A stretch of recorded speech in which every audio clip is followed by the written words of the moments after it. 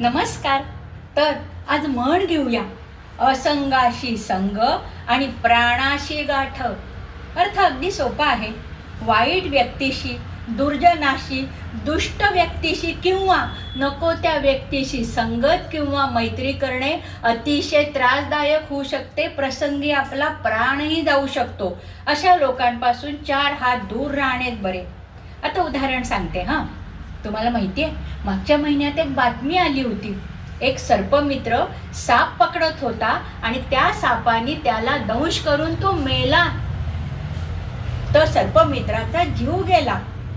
म्हणूनच सापासारख्या प्राण्याशी, विंचवासारख्या प्राण्याशी मैत्री करणे योग्य नाही, ते दंशच करणार. कोणीतरी म्हणलेच आहे, मित्र कपटी नसावा, तो कधीतरी तुमचा घातच करणार. चीन नाही का, 1961 साली चीन नेहमी म्हणायचा, हिंदी चीनी भाई भाई, हिंदी चीनी भाई भाई. आणि एके दिवशी मध्यरात्री भारतावरती हल्ला केला. असा कपटी मित्र काय कामाचा? असंगाशी संग आणि प्राणाशी गाठ.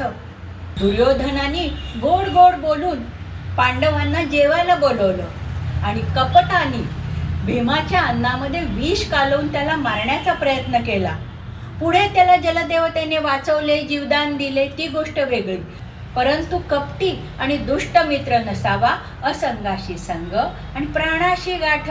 मंडळी, तुम्हाला ही उदाहरणं आवडली असतील तर लाईक, शेअर, सबस्क्राईब करा आणि हो, कॉमेंट करायला विसरू नका.